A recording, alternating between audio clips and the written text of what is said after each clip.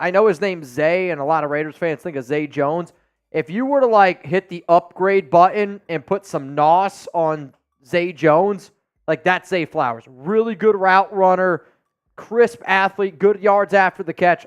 I think from a fantasy perspective, he's a pretty good player. When that boot hits, man. It hits. That one hit me pretty damn quick. Noah, I didn't hear Noah Santana, y'all. Just checking. You in. There you go, Noah Santana. Aaron Burns, he sent in a $10 super chat. I think that the guy that got kicked out of their game with the, quote, fire Josh McDaniels sign needs an apology. Couldn't agree more. Yeah. That guy knows ball. He knows ball. He's a smart man. Knows ball. Noah, you are in, so that means 20 right now to win 250. Aaron. Wait, you got to go back. Oh, Aaron. Oops. Aaron Burns. I'll tell you what, that's a hell of a last name. That's a great last name. I think the guy that got kicked out. Oh, you just read that. So we should have Jeremy Chuggs and Aaron Burns plan a party for all of Raider Nation. Why? Based on their last names. Jeremy Chuggs, Aaron Burns would be a great party. Chug and Burns? The Chug and Burns party. The Chug and Burns party. To be honest, Aaron kind of looks like a relative of Jeremy. A little bit. I could see it. They're both handsome. Both very handsome men. You know what? Let's go with it. Michael Clark, what's up, man? Are you going to let Trace do his famous call out if Shaheed scores a touchdown? That's my sweet prince. I mean, he's here. He's producing the show. He's helping us out today. So as far as I'm concerned, I want this to be like actual Raiders Saints. Mm-hmm. The Saints do well. You want to cheer them on? Go right ahead. I'm going to bring it for the Raiders. You can bring it for the Saints. I think it'll be something fun that we do. Hell yeah. It's Derek Carr. I mean, come on. It's going to be a little bit different. Let's go to Rebel. Trace the good value of Chuggs. I would like to one-up this and say I'm the great value. The great value? Yeah, because I'm not good, I'm great, but I'm great value Chuggs. Because good value Chuggs is like 30%, but I'm like at least 50% of Jeremy Chuggs. That's just me. I'll say this. If something ever happened to Jeremy, I would pick Trace. Oh. I would probably pick Trace. I'm trying to think. Though, Cullen, dude, Cullen can hang. I'll tell you what. If Jeremy were to just, I said, if Jeremy were to leave, it'd be Trizzy. 1,000 ways to kill Chuggs. Next segment coming up here on the Raiders Report. 1,000 ways to Chuggs. Yikes. I got Blaine Craig. Blaine, you in? Mr. Blaine Craig is in. I see Gilbert Moreno, you in. Guillermo Ramirez is in. 20 right now to win $280 here on the show. Mount Raider more Ira Jackson. What's up, Ira? After the game, Trizzy Trace going to feel like Drizzy Drake. BBL Trizzy. BBL Trizzy. Yeah, he wrote a song about me. What is that? So what do you mean, Drizzy, going to feel like Drizzy Drake? I'm going to be honest, I don't know what he means by it. Are you saying... If I'm feeling like I have $1 million in my bank account, that'd be cool. That'd be awesome. I think if Drake only had $1 million in his bank account, he'd be like, what the hell's going on? I know, he would be very concerned. I'm going to say either, I think a lot of people think that Drake's losing this rap battle. Uh-huh. I'm not really in the rap game. It's not what I do here. So maybe that's it. Maybe. Also, Drizzy makes me think of like Dizzy. Are you going to drink a lot and get dizzy? I don't really know. I think you're on the right path here. I'm not totally sure. But which one is it, Ira? Let us know, Ira. Zon says, 1-2, Tri-Van coming for you. I don't want to say. Is that you? Well, you should look right there. Tri-Van!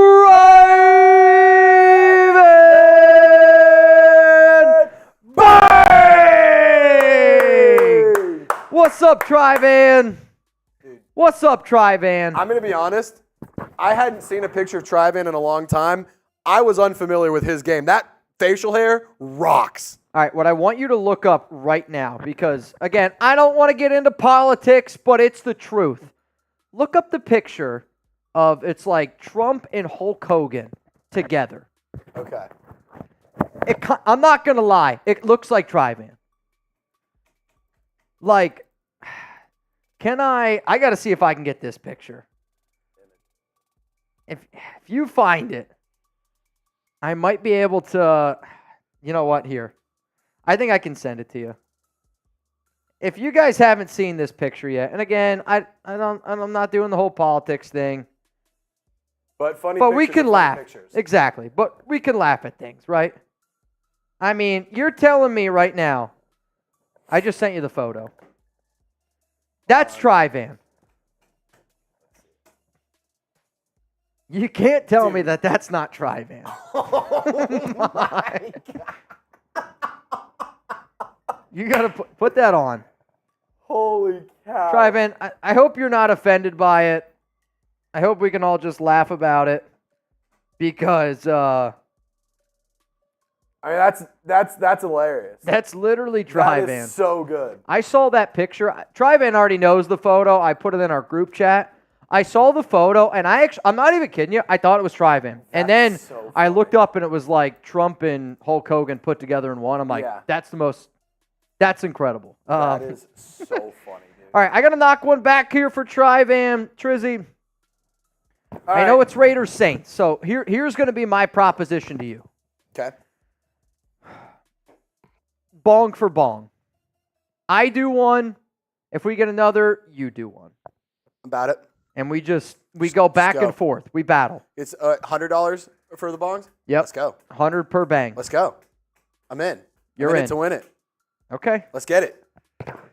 $100. So that 100 from Trivan is you. So the next one's me. Yep. So Raider Nation, if you want to make the Saints fan put down a beer, Trivan. Trivan!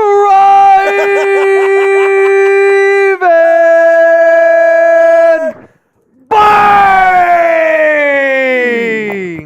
All right, I guess I got to go fill up a beer bong or something. Yeah, I only have one left. If you want to toss these, and then if you want to go get a Merbonga and go get yourself some dads, Got you can go get yourself some dads.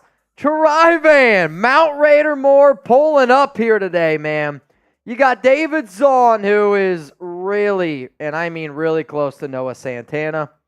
What is that? You guys see that? Is that my boot? Yep. All right, my bad. We got you, Trivan. We got you, Trivan.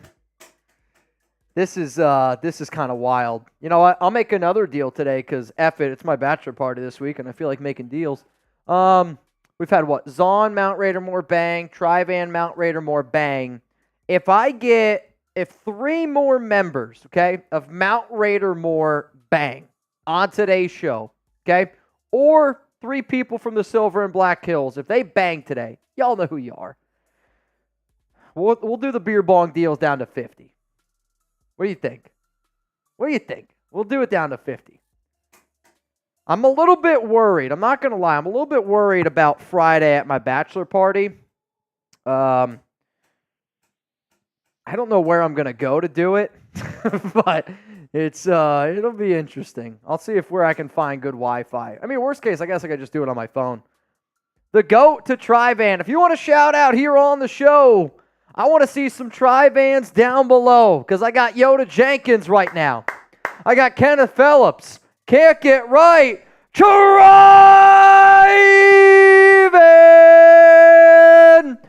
Bang! Well, there's one. 2 bangs away. You're next. What does that mean? What does that mean? Trivan. Man, oh man, oh man. I'll tell you what. Are these from the back of the fridge? They are frozen. Oh my goodness. My eyes are going to be watering. I don't know where you pulled these out of. I don't know where Trizzy pulled these out of. My eyes are going to be absolutely watering right now. Are these in the freezer? Jesus. Yours are? I was like, oh, who wants a warm beer? I mean, I hear you. We're chugging them. Eyes are going to be watering. Well, wild cherry for you because we're having a wild day. Hey, I will admit, I think the wild cherry, though, might be my favorite. I love the Wild cherry are good. Have you had the banana one? Well, yeah. I mean, the ones that we have. I haven't had the banana one. I've heard that The banana one's really good. Lemon lime might be the easiest one to drink on a consistent basis, minus wild cherry. Yeah.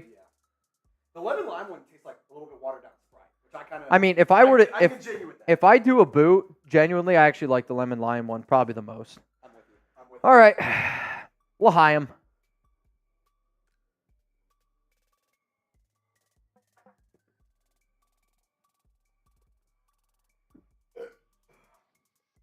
I'll tell you what, this is not easy to drink out of. It's very hard.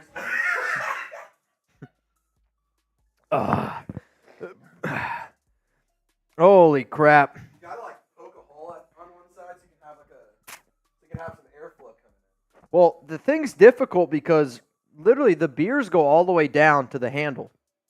It goes all the way down. So like when you start, it just flies, man. It just absolutely flies and hits you. Holy crap. That's what it does. All right, so Trivan said, oh, you're next, Mitch. Well, while you were gone, he banged again. He said, you're next, Mitch, which I think is the one I just did. And then, when the fuck did this happen? Blaine Craig! Bang! Blaine Craig! Are you kidding me, Blaine? Blaine Craig, I'll tell you what, that's one of the best names. A Blaine Craig bang. Bang! All right, Triz, so that means this. That means if two more people from Mount Raidermore, Okay. or we need two people from Mount Raidermore. I said if the Silver and Black Hills chip in as well, which Blaine, you know what, Blaine, F it, you're a part of the Silver and Black Hills. You gave us Raiders tickets earlier this year, give it away. We're two bangs away either from somebody from the Silver Black Hills or from Mount Raidermore, and if that happens, I said we would do beer bongs for 50 during the game. Mitchell, you might want to put your drinking pants on. Oh, shit. Joan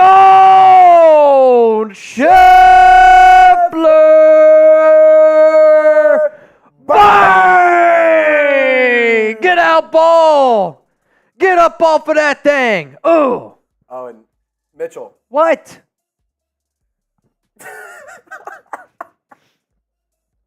I don't get it. See, you don't have to get it. But Trivan! Bang! All right. and then I'm hearing Venmo check in my ear. I'm going to just give me a second here to catch up for the love of God. Give me a second to catch up here. Take a second to compose his thoughts, ladies and gentlemen. I literally don't know where you got these beers from.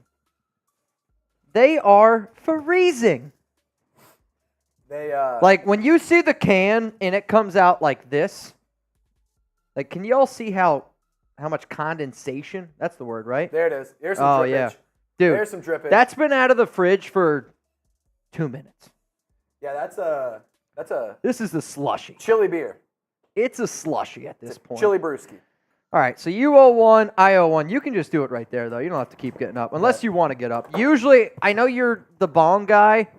The Merbonga might be an easier thing That's true. For where you're sitting. Or I just feel like there's going to be a lot of up downs for you. Yeah. A lot of up down, up I'm down. somebody who, I love a good up down, but not all the time. I mean, sometimes that's what it's all about. Sometimes it's all about a good up down. Up down, up down, up down. All right, so Scheffler, let me do some math here, guys. Let me do some math here. Chef, he banged. I got to move him up a little bit in this spot. Trivan, Christ, there. Oh boy. Oh, dude. This Madden sim is about to be something. I have a feeling. I have not looked at my Venmo yet. I will look at my Venmo. Just y'all give me a minute. Though if you do it, you gotta be up on screen. Yeah, you gotta be up on screen if it happens. All right, I got my Murbonga. Hold on, let me If you put my want- microphone. If you want, you can spit on that thing. Hot tub. Spit on that Murbonga. I know that I'm not Jeremy Chuggs, but I hope that I can make y'all laugh like Jeremy Chuggs. That's the only goal here. Oh boy. All right. Alrighty. I think after this, right? I think this is Scheffler and Trivan. I think after this, somebody do the math because I don't know if we're all caught up.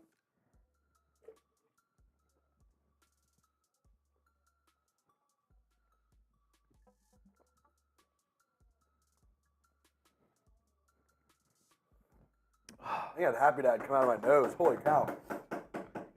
Probably not the first time you've had a happy dad come out your nose. Not the first. Never mind. I'm done. I'm not saying that. We're leaving. All right, next question. All right, hang on. Triz, can you hold it down? Mm-hmm. Let's get some score predictions coming in. I got to go pee one more time. Cool. Oh, probably not my final time for today, but at least for the I got to next go 10 pee. minutes. I definitely got to go pee. All right. So get those score predictions in. I see some more super chats. I'll get to them here in a sec. I'll check my phone once I get back. Hey, oh, dude. So Let me go pee. Mitchell is going to be right back. Bobby says, Trizzy, can I get a oh yeah? There you go. There you go. Mitch, can I get a oh yeah? Oh yeah, Mitch is in the bathroom. I forgot. All right, guys. Let us know who you got. Madden simulation going down. Derek Carr versus his former team for the first time. Give me an LV if you believe in the Saints. Or the Raiders. Give me an NO if you believe in the Saints. Let me know. Can't Get Right says check your Venmo. Mitch will check it when he gets back. He has to use the restroom real quick. I'm seeing 30-21 Raiders from Raphael. Can't Get Right says Raiders. Ron says LV. Bob says LV. Trivan sending in another super chat. We'll get that whenever Mitchell gets back here. Zalesbo going with the Raiders. Wow, I'm not saying any Saints. That's no Derek Carr fans believe in their former quarterback. I mean, we know what happened last time the Saints and the Raiders played. I'm just going to put that out there.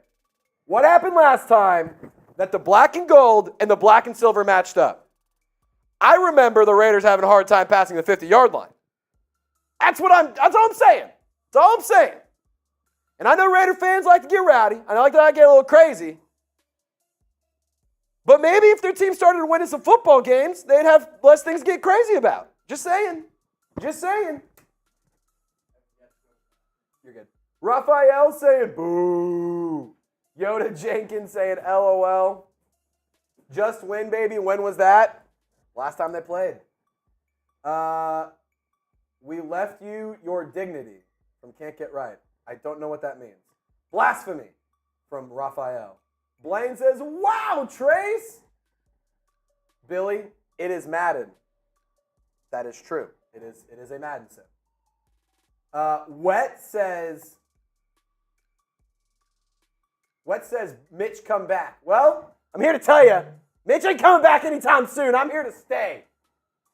David Zahn sending a super chat. We'll pop that up here in a minute. Ed Robinson, Trace, that was when we had Derek Carr. Now you have him. That is correct, Ed. I also know that the Saints have a better quarterback, better defense, better coach, better receivers, better line. Not defensive line. Not offensive line either. We have a bad offensive line. I'm just saying. Last time the Saints and the Raiders played, didn't go so well for the silver and black. Gold on top, as always, per the Olympics. You want to argue with me? Argue with the Olympic Committee.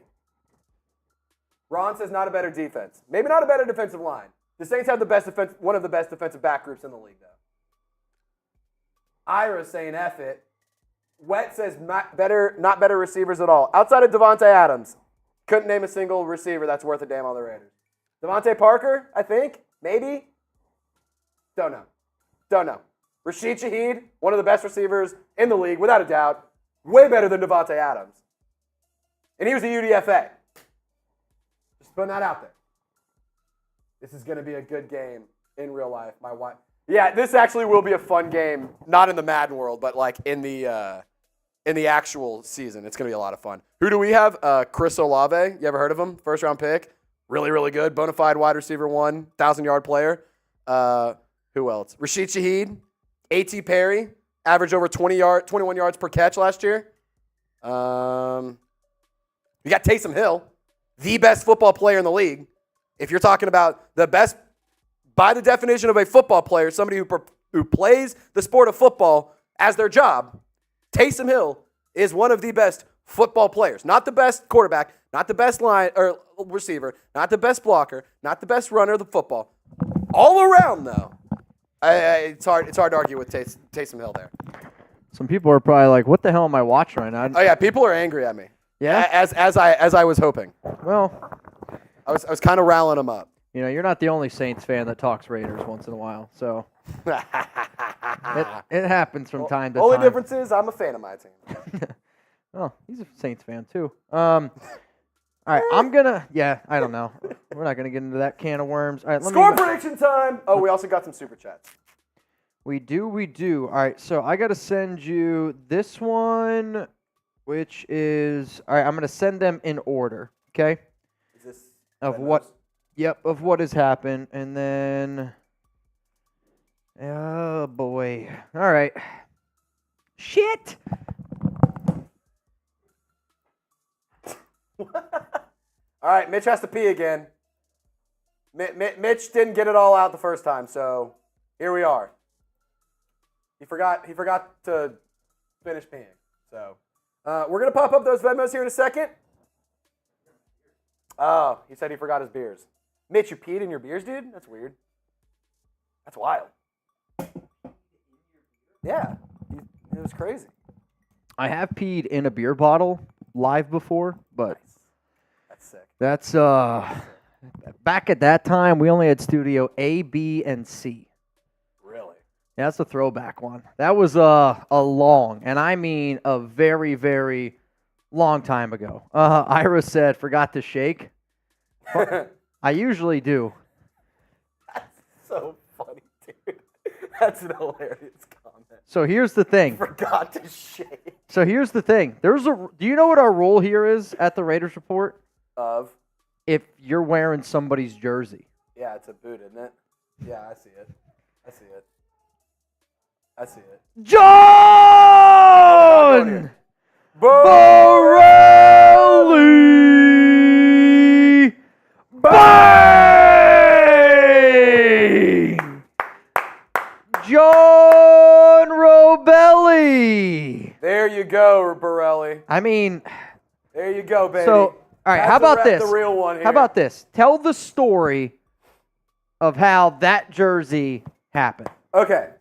So for those of you who don't know, Derek Carr. John Borelli. Yeah, so Derek Carr left the Raiders, and he went to the Saints last year. If you didn't know. In case you were under a rock. In case you didn't know. So John Borelli joins our live stream for the Saints signing Derek Carr. Mm-hmm. And Mitch and I were hanging out. We're just having a good old time. And John Borelli absolutely just lit up the live stream. I think he sent like $500. I don't even know. He sent a ton to support the show.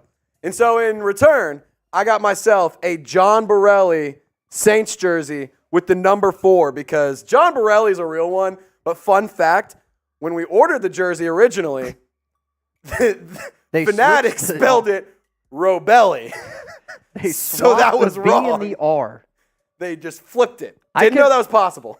I can remember you opening up that jersey and just being like, what do we do? Dude, it's so funny. I was holding it. I turned to Mitch. I go, so I think they made a mistake. What should we do now? Here? Yikes. So that means I owe a boot, right? All right. So I would say you're going to owe a boot. The answer to that is yes. Mm-hmm. Let's go through the super chats that we have. Let's look at the Venmos that we have, and then we're going to get into this Raiders Saints stream. I'm a little bit worried of what's going to transpire today. Michael, Mitch, this rookie asks how to enter Duck Race. I just got the Venmo app. Thanks. So all you got to do is you got to Venmo me at Mitchell Renz 365, or if you go into photo. Look at the bottom of your screen right there. If you go into photo, you bring up the Venmo graphic, and then it'll say the one that's for 20. Or you can scan this QR code right here with your phone, and then you can enter in. If you want to like ask to be my friend first to double confirm, believe me, it's totally okay. The picture that you see, that's me, is going to be me with like my arms crossed. I'm in the Tri-Van jersey. It's a white jersey. So just be on the, Jesus Christ, on the lookout for that. And Michael, I got it. Just got it. So Patrick Roche is going to be in here. Oh, my God. Where's Chugs? Somebody tell Chugs that we're going to need some help. Jeremy. All right. Patrick Roche, you're in. Ira Jackson, you'll get a spot. And then LCA is going to get a spot.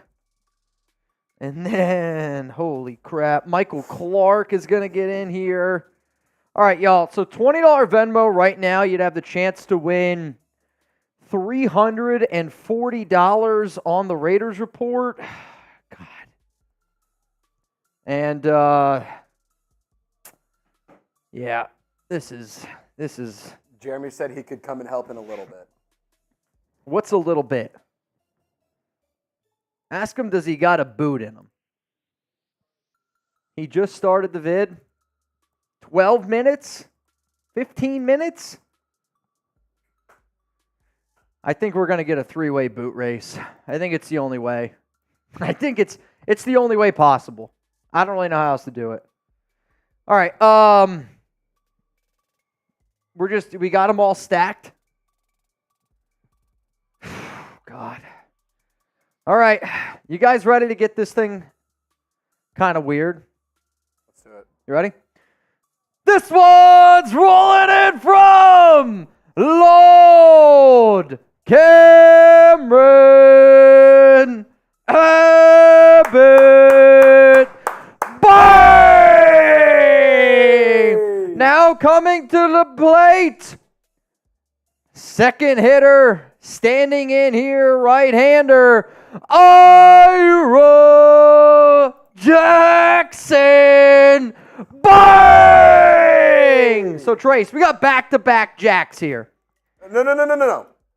We have back-to-back Jacks. Ira Jackson. Bang! But wait. There is more. Oh, wait, you see that 3? There we go. Ready? Ira Jackson!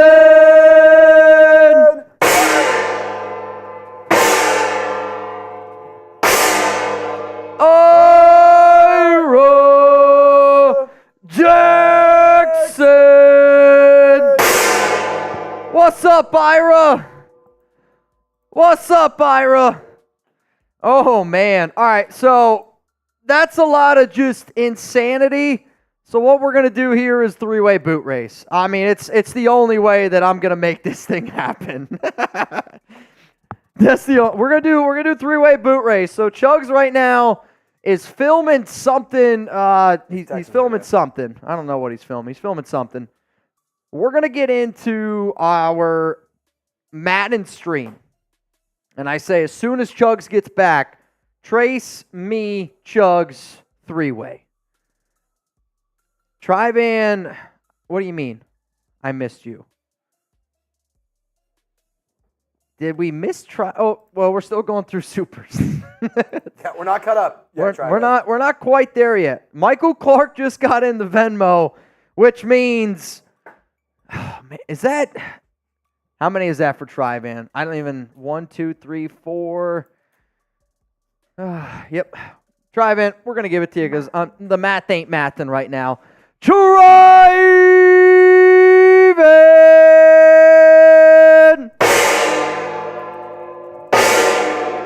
this Monday.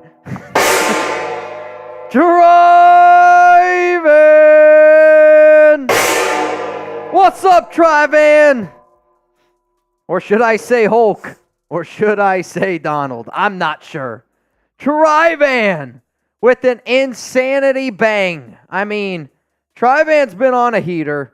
LCA, by the way, him hitting that gong, he is now one bang away from Noah Santana from our July bang counter. So for those of you that are wondering, Santana's got 28, LCA's got 27, Zon at 24, Drive-in at 19, Ira Jackson.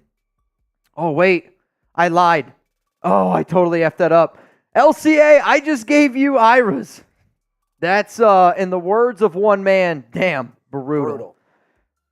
That's on me. I owe you guys one for that. All right, Santana's at 28, Zon's at 24, LCA 23, Drive-in 19, Ira's at 18. Oh, I owe you guys one for that. Throw me the tomatoes. Throw me the tomatoes. I deserve all the L's. Every single one of them. Type your tomato emojis in the chat. I deserve them. Tomoties. Tomotos. Not a thing. The Tomatoes! Have you ever heard of the Tomoto dragon? No. No? It's Komodo dragon. Are you sure? I'm like 82% positive. I'm 1,000,000% sure it's a Komodo dragon.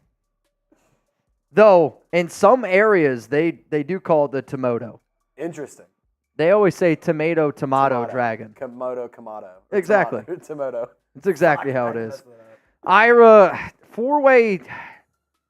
The only way a four-way is going to happen... is if somebody agrees to do a boo. That's true. That's how you got to get them. I think the only way we're doing a four-way is if somebody else hits the gong, I can convince someone. I don't know who. It might even be the... You ever see... Should make the new guy do it. Who? The new guy. Oh, I don't know. It's not hazing, it's brotherhood development. It's building the relationships. Chug, chug, chug, chug, chug, chug, chug, chug, chug, chug, chug, chug, chug. Nice. You know what the worst part is? Which, the fact that this is Monday is insane, right? And I don't even know how, I mean, Zon started it. Zon's to blame, which that's probably never not been said.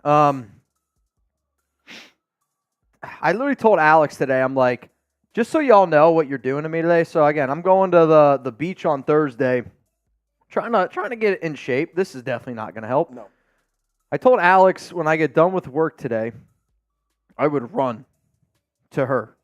So that way I could run and then she would drive me back. Mm-hmm. Not going to happen. I'll tell you that I don't think it's not going to happen. It's not going to happen. There's no way. Right now, the cards are not in that favor. Not in your favor. No.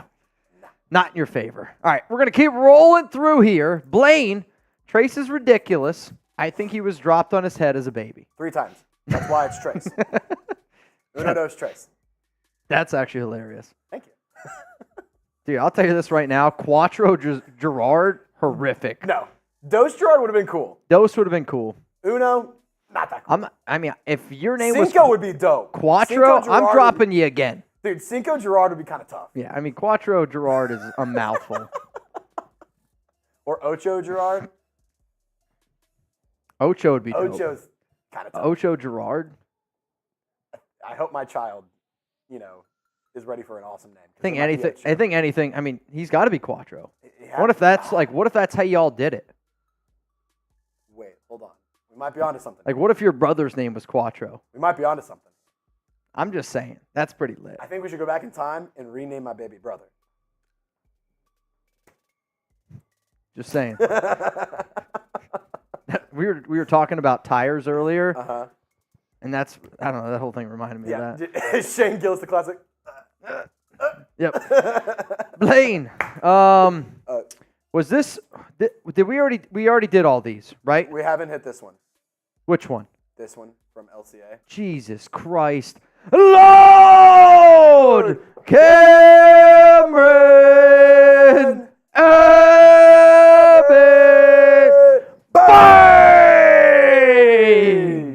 All right, bonus points if anybody can guess any of the batting stances that I'm doing. Hold on.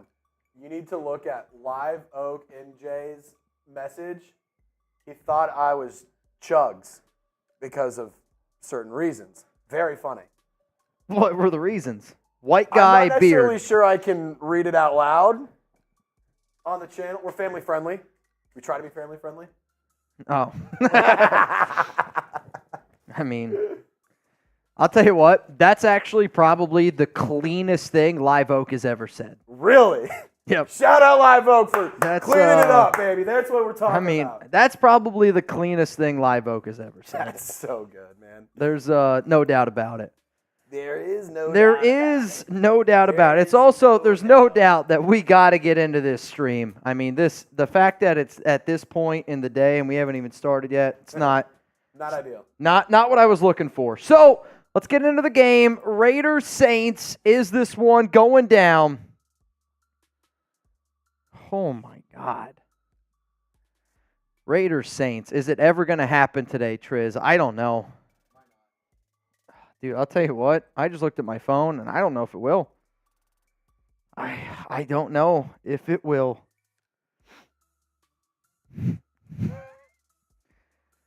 Rafael Murillo, you're in. Jason Goots, you're in. Trivan, you're in. Ira, you're in. Zon. You're in. Everyone's apparently just in. Trace, I'm going to send you this message here. Just give me a second because there's another one. All right. Everyone just relax a little bit. Chill. Ron Raspberry. Ron, are you in? Ron, I don't know if I got yours, man. Here are the people that I have so far in the duck race. I got Norman Hernandez, David Zahn, Charles G., Noah Santana, Jason Goots, Cheryl Goots, Rustin Long, my dad, LCA, Gabriel, ADAME is what I put down, Manuel Luna, Zahn, Stanley Holmes, Ryan Bass, Randall Carter, Blaine Craig, Gilbert Moreno, Guillermo Ramirez, Patrick Roche. I got 2 Iras, another LCA, another Ira, Michael Clark, Rafael Murillo, Jason Goots, Trivan, Ira, Zahn. If you didn't hear your name into that commotion, yell at me now. But right now it's a $20 Venmo to win $390. If you want a chance to get in. So here's what I want to do. All right. There's been a lot of craziness. I need a breather. I'm just being honest. I need a breather. So Trace, I don't want you to do all that crazy stuff yet. I want it to be in the cut. You know what I mean? You want it to be like so at the beginning? We're gonna do it in the first quarter. Okay. I'll let you know. Okay. We'll let you know. Okay. I'm just telling you, man. I need a minute. All right. We're pretty full right now. So we're gonna get into our Madden sim here, Week 17, Raiders Saints, and then we're gonna treat this like we always do. Regular season game, shit show on the table, and we're gonna have to do a four-way boot race. I don't know how, but we're gonna figure it out. There we go. We're gonna figure it out today. Sounds good? Blaine, I'm not gonna pee. I'm not rules are rules. Also, don't forget your bongs for each bang. Zahn, I hear you. Once we get the boots, we got some bangs coming up. I'll tell you what, sometimes I got to tip my cap to y'all. You guys kicked my ass today. Like, you guys are kicking my ass right now. You are. I'm losing. I'm losing this battle, and I'm fully aware of it. All right, here we go. Raiders, Saints. Get those final score predictions in right now, and let's keep on rocking and rolling here on the Raiders Report.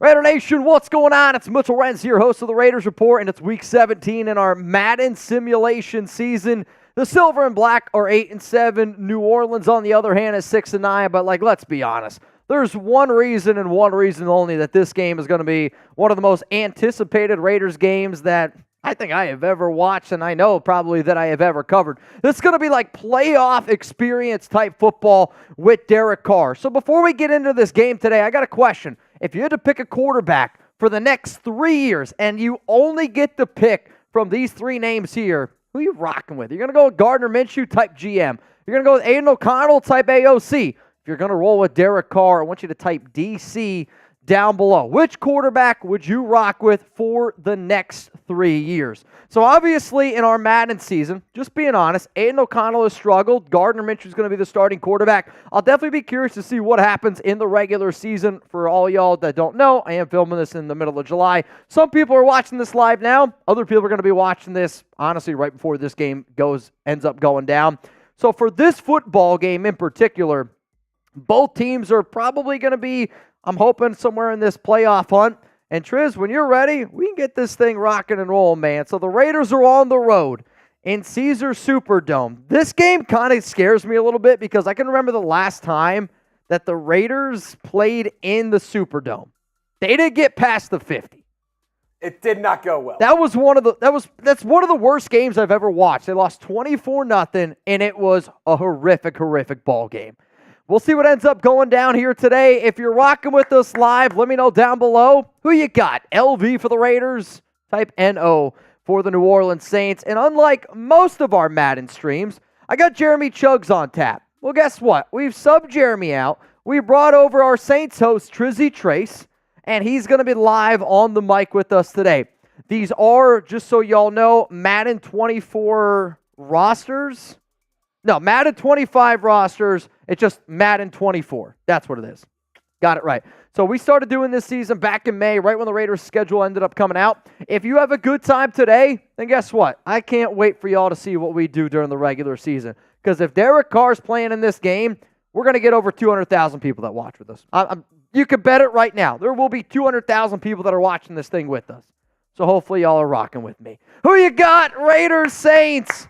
And I know what Antonio, it's the Dollar General version of Antonio Pierce. Just like Trace, as someone said earlier, is the great value of Jeremy Chugs. We'll get it. We'll get it. Raiders are going to receive the kick. Dylan Laube back to get the football. Let's go, man. Let's go. Who's ready for some football, baby? Dude, I'm hyped. I'm so excited. I'm actually worried how hyped that you might get. Hey, if any Saints fans are watching this, give me a hoot out in the comments section right now. I don't want to hear that. Laube going to make a man miss, get up to about the 25, and he's taken down. And here comes the mustache, Gardner Minshew. Here we go. Come on. What's going to happen here on this drive? We're going to get a touchdown, a little field goal, maybe we'll get something. I'm seeing a lot of Venmo checks. Oh, boy. You guys are just not going to slow down, huh? Let me get through the first quarter. Let me get through the first quarter. We do 8-minute quarters, just so all y'all know. I know the new kickoff rules. It's not in the new Madden game yet. Fake handoff to Zamir White. Minshew looks, middle, field, throw, caught. Jacoby Myers, first down Raiders. That's a hell of a start. Who's the better receiver? Would you rather have Jacoby Myers or Rashid Shaheed? I've never heard his name normal. I actually don't even know how to say it normal. Rashid Shaheed. It sounds weird. You have to say it crazy. Yeah, I know. Ball at the 47. White, the running back. Looks like they got a 2 tight end system, and it's a handoff to Zamir, and that one's going nowhere. 2nd down and 10. Really nice tackle there by Davis. Jeremy. Trace, who's the best defensive player on New Orleans? Probably either Demario Davis, the linebacker that just made the tackle there, or the safety, Tyrann Mathieu, is really good. But Marshawn Lattimore is hard to beat, man. He's a phenomenal corner. Minshew under center, drops back, he's looking, still scrambling. Jacoby caught again, and it's another Raiders first down. 2 catches, 32 yards, and 2 big first downs for 16. Get those ones down below. Huey P. If Mitch dies, he dies. Y'all, I mean, maybe. Here we go. Minshew drops back. He looks, throws, middle, caught. Brock Bowers, and he's going to march forward again. Hell of a start here for this Raiders offense. The rookie tight end. I mean, week 17, nobody's really a rookie at this point. Brock Bowers is going to be so good for the Raiders. He's going to be unbelievable. Really smart job there also by Davante not to catch that ball. I mean, he could have brought that in. Coulda. Noah, I had no idea what pocket the bear would do. I don't even know what that means. Oh, poking the bear. I see, yeah, that's fake handoff. Minshew looks, throws, wide open, caught. What a start for the Raiders. Touchdown, Jacoby Myers. You try to take away Davante Adams, that's fine. Jacoby's one of the, I think, most underappreciated players, especially one of the most underappreciated receivers in the league. Davante's going to get his. Brock Bowers going to get a lot of attention. Hell of a throw there by Gardner, finding Jacoby. Show me those TDs. I got Yoda, Robert, Victoria, Sean. Show me those TDs down below. That's a hell of a drive, Trace. I mean, that you couldn't ask for a better first drive. Everything was perfect. Oh, my God. Did you hear that burp? Yes. That came from my heels. You guys should smell it. It smells like an Achilles. It's bad. It came from below. Holy crap. It does. It literally, somebody right now, if you're watching this at home, go up to the closest person that you find. Smell their Achilles. That's what that burp tastes like. Smell their Achilles. You're going to be like, I get it. I get it. It's kind of like dogs. Like, what do dudes, also Trace's dog's name's Dude, what do his feet smell like? I don't know what it smells like, but I know exactly what it smells like. Fritos. I always say Fritos. Wait, that's a good one. Chuck's feet, I think, smell exactly like That's Fritos. actually a really good one. I call him Frito-Lay. He just lays around all the time. I love it. Frito-Lay. Noah. Yeah, poking the bear can be a bad choice sometimes. I'm not going to lie. Pretty soon, we're going to go fill up some boots, and you'll see. You'll see. Here we go. Derek Carr against the Raiders here. I said, Chugs, if he really wanted to stick it to us, this would end in a tie. Yeah. Ball to 28. DC, shotgun. You got 3 to the right. Carr going to drop back. Raiders bring some pressure. Derek scrambling. Crosby. Picked! Marcus Epps! Tackle made by Derek Carr. I actually feel Chug set you up now. The turnover bell. Jeremy's over here trying to screw me right now, throwing me on here for a beatdown. See, here's the thing. Jeremy's usually not team making me happy. He's usually trying to F us over. Pick! He's usually not team making you happy, but he's always team piss off Trace. I mean, I can't even imagine when Jeremy saw that and was like, dude, that's going to be electric. That's going to be absolutely an electric factory. All right, I'll make you guys a deal. If the Raiders score here, if they score a touchdown, we're going to blow the roof off this joint. At least David Zahn and Ira Jackson are. And Tryvan. Fake handoff to Zamir. Gardner looks, throws. Oh, man, he almost threw it right back to him. Let's go, laddie. He almost threw it right back to him. Christ. Lord Cameron, I love that belt so much. Hold on. You and that me would both, have been brother. the most Raiders versus Saints play of all time. Back-to-back picks right there. Oh, that would have been the most Saints versus Raiders thing. I would say the only play more Saints Raiders is if Carr scrambles, dives for the pylon, and fumbles. That would be the only. Yes. Throw to Davante and Jesus Christ. Marshawn Lattimore, you have been accused of murder. I mean, they just put Davante Adams back in last season. Episode 9 of receivers is just going to go to that. 3rd down and 8. Come on, Minshew. If anybody needs a Raiders jersey, you can go to chatsports.com/Raiders jerseys. What in the Josh McDaniels offense am I watching right now? 3rd down and 8. And you're going to run a draw. Not even a draw. You're going to run it. You're going to hand it off to Zamir White? I don't know where Zamir's looking. Also, Zamir White's arms are 8 times the size of what this guy's arms are. I mean, that's heartbreaking. You get a massive turnover, have the opportunity to go up 14-0, and you're unable to do it. That's unbelievable, man. Field goal is good, though. 10-0. Shit. I mean, I think we could all sit here and agree on this. What the hell was that, Derek Carr? All right. What are we doing? He's probably nervous a little bit. A little bit. I mean, I don't care what DC says. This game, if he's playing in it, which that's another question. What's the percentage chance that Derek Carr is playing in this game? The only way he's not playing is if he's is severely injured or the Saints have made the playoffs. And by week 17, that's not a guarantee. So it's very high that I think he will be playing. Okay. And I think Derek Carr wants to play this game too. Oh, dude, there's no doubt. Wants to, yeah. But I don't care what DC says. This game's going to feel different for him. Yeah. It's just him being a human, right? This game's going to feel different. He's going to have some jitters. No doubt. Noah Santana, I see a few supers coming in. Says, Ira, Noah, someone should be wearing Zon's jersey.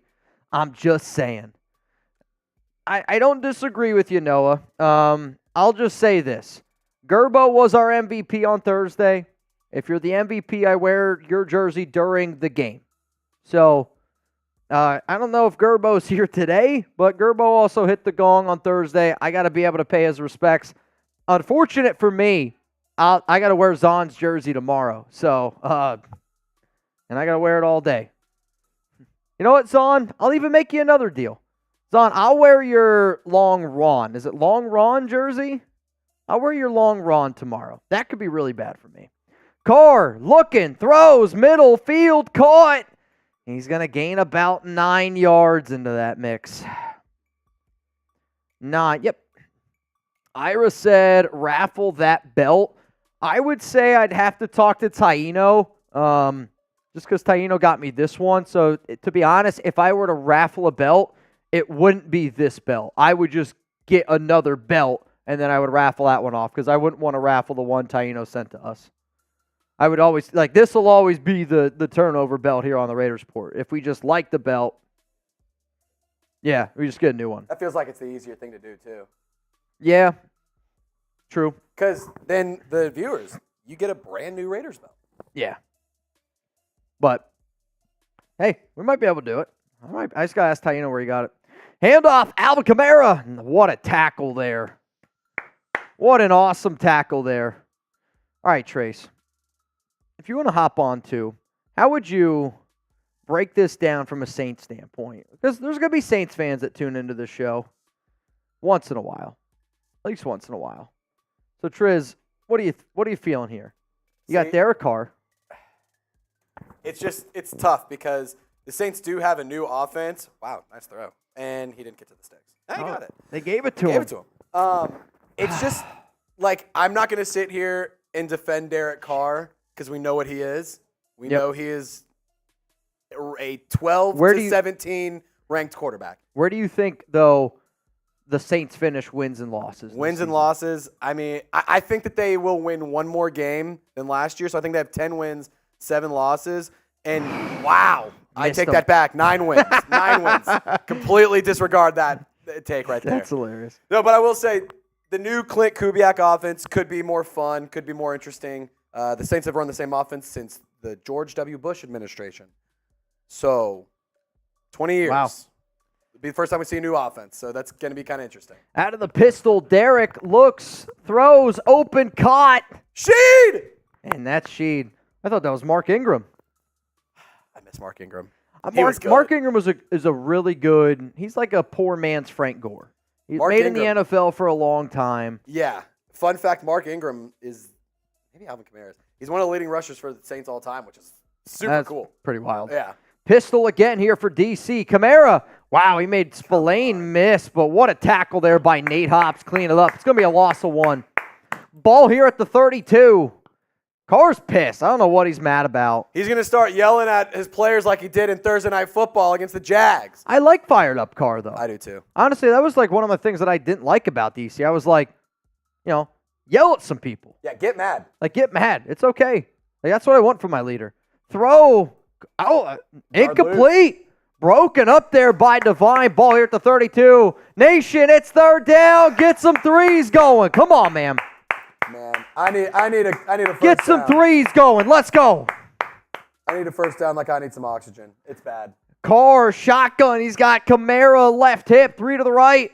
Shaheed by himself to the left. Run, Sheed. Carr Run. looking. Run, throws. Sheed. Oh, he God. missed him wide open, incomplete. Juwan Johnson was right there. That's brutal. I mean, the positive news there would be... It wasn't a pick. Yeah. I mean, cool. Oh, boy. That's That's a long field goal. That's a good one. You're looking at a solid 49-yarder. Kicks up, sunk it. I'll tell you this. I don't know if I've seen a missed field goal all year.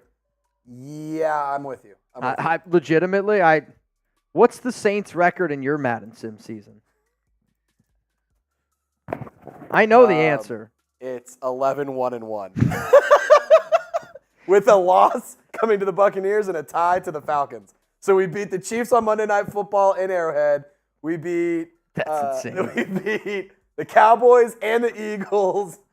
It's been a good season for the boys. 11-1-1. I'm not kidding you. My producer always hooks it up. I don't know what it is. That's unbelievable. Our Madden Sim loves us. I mean, there's proof that we don't fix it. Yeah, we can't fix it. Well, yeah, that's the point. Yeah. 10-3 is the score here. I mean, this is a real doozy of a game right here. I mean, this is where it gets interesting, Triz. Where can you get the Raiders boot at? I mean, the Raiders Report boot you can only get here. Sometimes like we raffle them off, we auction them off. And like during the season, we do a lot more like boot raffles and that kind of stuff. But you could probably, I mean, if you go on Amazon, you could probably just buy any boot. Just make sure it's, I think the boot that you would want, oh my God, what a run there by Zamir. 40 ounces. So the boot we have holds 40 ounces. Das Boot. It's tough, man. We got a 4-way boot race coming up here. I haven't told you what has happened yet on Venmo. I'm just telling you we're going to have to do a 4-way. Holy shit, guys. All right. Jacoby Myers is having the game of a century right now. Yeah, he's having a hell of a game. Honestly, he's a really good receiver. He's underappreciated because I think he was with a lot of bad Patriots teams. Then he came to the Raiders, and when Davante's on your team, you're always going to be overshadowed. Run, it's not going anywhere. Back to line of scrimmage. I think that's going to take us to the end of the first quarter. Raiders are up 10-3. It's been an interesting game. I mean, Carr's got a pick. Raiders offense on their first drive was able to go down the field and score. This one's been an interesting game. No doubt about it. Pass plays, I mean, the Saints have ran more plays. It's just the Raiders on that first drive with Jacoby was pretty damn good, man. I hear some people screaming in the chat sports studios. That's pretty funny. All right, here's what I'm going to do. I've had enough people ask me to put on the Zahn jersey. Throw first down Davante. First down Raiders. So, Triz, if you can hold it down, you can just, talk about the game. I'm going to go get my Zahn jersey. I think he deserves it. Zahn will also wear your jersey tomorrow. And then when I get back, we're going to keep this party going. When I get back, let's show all the craziness. All right. So, this is not going well for my New Orleans Saints. But, good news is there's still plenty of football left. We are sitting here 7 minutes left in the second quarter. We are just 1 quarter and a minute into the stream. We still got 8-minute quarters, baby. Plenty of time for my team to make some moves. All right, Minshew changing some stuff at the line. He's going to throw it over the middle. And Demario Davis levels Jacoby Myers, but yet another play by Jacoby Myers. I mean, this guy is having an incredible day so far. What was it, 6 catches, and 60-plus yards? I mean, goodness gracious. If Jacoby Myers isn't on your fantasy team, nobody cares about your fantasy team, but that's a good move right there. Minshew under center, fakes the handoff to White, has time, over the middle. Big catch by Davante Adams into the Fanatics red zone. And my New Orleans Saints can't stop a nosebleed right now. Go to chatsports.com/Raiders jerseys. If you want to get a Raiders jersey, whether it's Davante Adams, Max Crosby, Aiden O'Connell, whoever you want, my boy Mitchell Renz is hooking it up. Just go to chatsports.com/Raiders jersey. Links in the comments and description of the video. All right, Minshew is going to be under center. Probably going back to Jacoby Myers. It doesn't. Michael Mayer, it looks like. Nice gain, 8 yards. Check that. Brock Bowers. Brock Bowers with the catch. Raiders fans, from Saints fans to y'all, Brock Bowers is really freaking good. That was a phenomenal pick. Love that selection by the Raiders. Minshew on the 9-yard line. Fires over the middle. First down. Death, taxes, Jacoby Myers. I mean, goodness gracious, man. This is unbelievable. Insane in the membrane, as they say.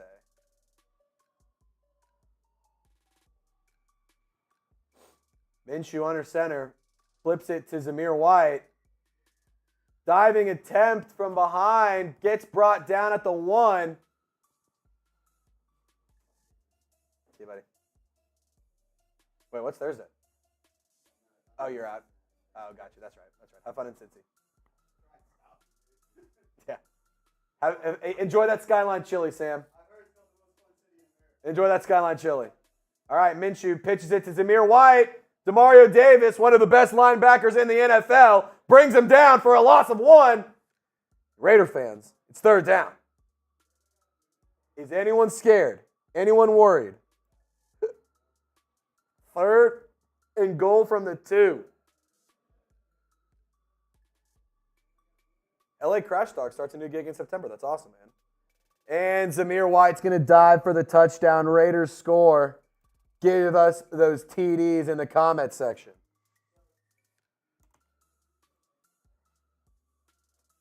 I mean, Zamir White dove into Chase Young and took out Chase Young and gave him a concussion. So, boom. Chase Young, Zamir White just dove and hit Chase Young in the face. And Zamir White went into the end zone. Chase Young went to the ground. So, pretty wild. And the kick is up. The kick is good.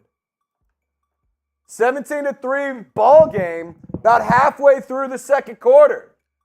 Ladies and gentlemen, hold your horses. This could get ugly for the black and gold. I'm going to tell you right now, Jeremy asked me if I would be willing to do this today. I said yes. If this is a bloodbath and the Saints lose like 30-something to 3, I'm never coming on the Raiders stream again. He pissed me off if this is the case. I'm not doing him any favors for that. All right. Raiders are going to kick this one away. Let me see those TDs like Tyner Raider. Jack Kenna says, ain't is the ain't. That's not a sentence, but good try. Ron saying LFG Raiders. Craig says, better pissed off than pissed on. I would agree. There's probably a handful of people in the world out there who disagree with that statement. I am not one of those people. All right. Rustin says, I'm calling it right now, 35-17 Raiders. Looks like Shaheed has a hot route. And he's not going to get the pass. Derek Carr fucking stinks. Excuse my French. Derek Carr stinks. He's bad. I don't know how there's people on the internet who actually can defend this guy because he is bad. He's a good dude. Great man. Good dude. Really, really good person. I think he is a phenomenal example of what a man should strive to be. But this brother stinks at hucking the rock. Load! Cameron Abbott! Bang! All right. I'm gonna put some drinking pants on here. I'll tell you what, you guys are trying to drown me. Yeah, a little bit. You're trying to drown me. A little bit. We're going to have to do a 4-way boot race here in a little bit. Do we have a fourth? It's going to be at halftime. We do have a fourth. Who is it? He runs our Christian Wilkins is hurt. He runs our 49ers show. Oh, dude, Wilkins just hurt his shoulder? I hope he's all right. I love Christian Wilkins. He's such a good player. He's so fun to watch. He's a good dude. He's a goofball too. I love that. Yep. Like guys like George Kittle and Christian Wilkins who can have fun while they're playing, like that's my favorite type of player. Carr takes a snap, has protection, doesn't matter because he can't complete an easy pass. Incomplete. How'd they score their other touchdown? 17-3 right now. They scored their second touchdown. Zamir White dove into the end zone. Touchdown Raiders. Wow. Really, really nice drive.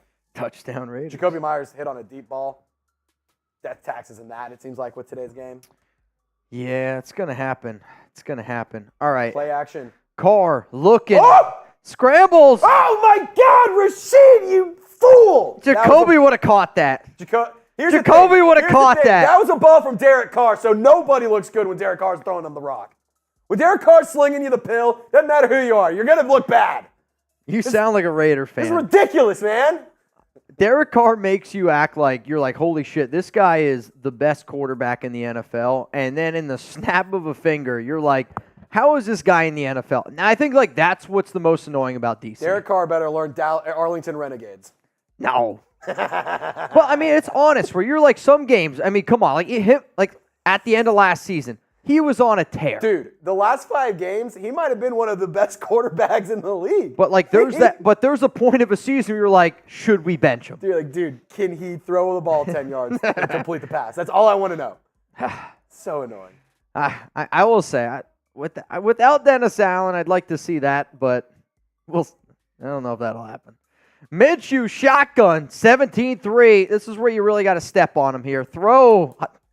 I think he tried to get Laube murdered by Demario Davis there. My goodness. Well, at least somebody on the Saints is making plays. Holy shit. Almost murdered. Ed Robbins, Mitch is our favorite deli meat. Still there for a 5th boot. Oh, Christ. I'm going to need you to explain this one. That means Allie. So Allie says salami. I'll say this. I'll ask her. Interesting. I'm not going to guarantee it at all. We're going to the next one. We're taking that one off. Yeah. It'll be, as of right now, it's going to be Jake And Hader if she does the Allie boot. Throw Minshew, incomplete.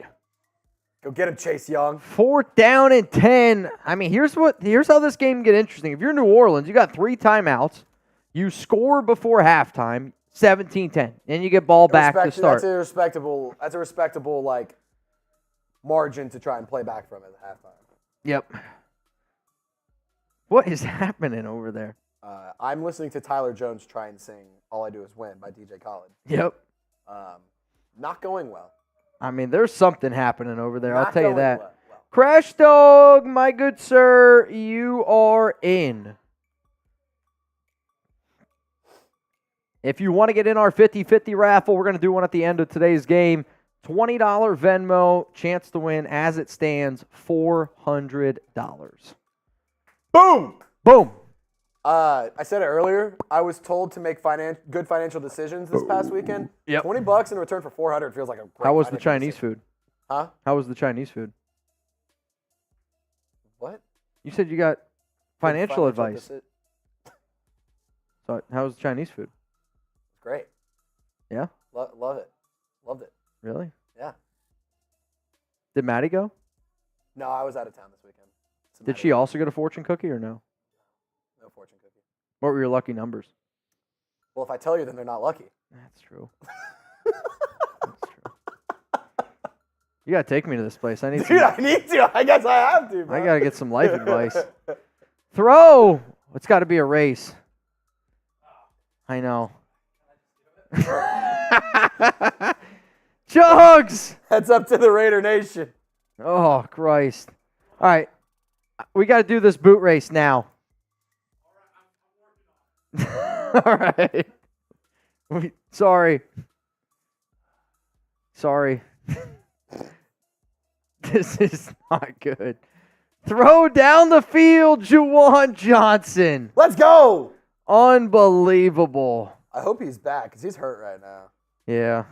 You don't like injuries in the regular season or in the preseason. When do you think he's going to be back? I mean, he's wide open. I mean, though Epps already has a pick today. Right now, I think he should be ready to roll week 1, but there's no time. Like the timetable is there's none. We don't know. Oh. So it's like, I don't know. 2-minute warning. 17-3 is the score here.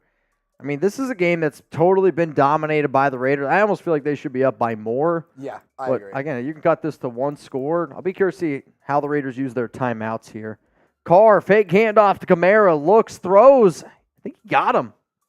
He did. First down. I mean, he has been loving the tight end. Giggity. Juwan Johnson. That's one thing. I feel like Derek Carr's always loved a good tight end. I agree. Darren Waller. Can you name the Raiders tight end before Darren Waller? Jared Cook. Yes, I was going to say. Also he was with the Saints. Yep. Yeah. Throw! Oh, my. I thought he was going to get another Jacorian. Almost picked it. 2nd down and 10 coming up here. Ira, what does that mean? We'll show you all the crazy shenanigans here in a little bit. Zach Martin, you in. Zach Martin. When you make dinner reservations, people are like, are you that guy? Woohoo! Touchdown. Is that Marcus Colston? I wish. Well, no, Chris Olave, but touchdown. I miss Marcus Colston. Frankie Serve, Huh? you in. I don't know. Oh, Christ. We're doing Zon boots. Yeah, you can come up here. That's fine. All right, are you doing it? Oh, I was going to say, that's wild. You're coming with me. Hey, you're coming with me. All right. The only problem is we haven't shown anybody why we're doing this. So here's what we're going to do. We're going to do the boots, and then we're going to show you why we're doing them. Does that work? Yeah? Sure. All right. 17-10 in case you're watching the game. Go Raiders. These are all what is that? Zon boots? Yikes. You're going to have to pee? You got to pee already? I don't know. Somebody put more in your boot than they should have. Damn. Brutal. You ready? Nation, cheers to y'all. 4-way.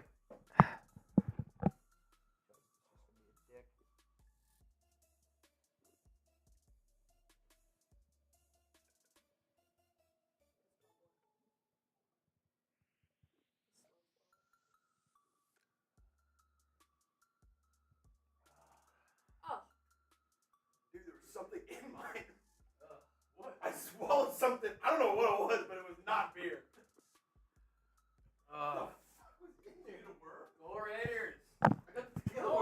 I'll tell you what.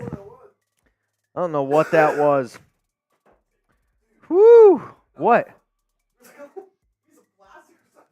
Plastic? I don't know what it was, but I swallowed something. Plastic. Normally we get the creamy. This time we got the chunky. Jug said we got the chunky beer. We usually get the creamy. Bro, what? What did he get? He said plastic. That's the craziest thing I've ever seen. Tracy had a floater.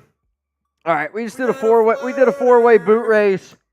I will say this: not every show that we do is like this. Just for the record, it's just when shit gets crazy. It's usually like an Oakland tailgate.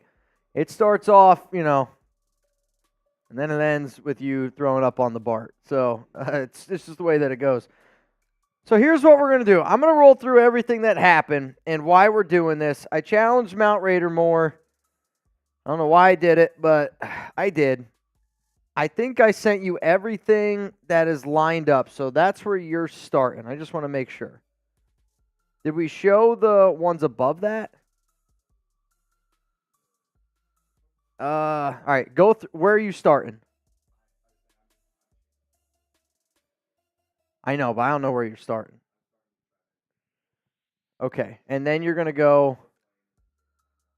All right, we got to show the ones above those, though. No, the Zon and Ira. Yeah. You're good. All right.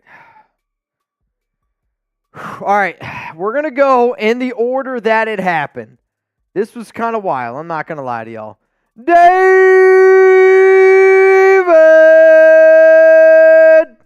Zon.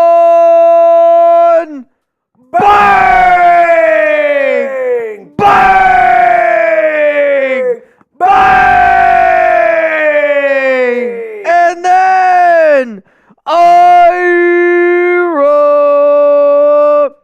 Jackson.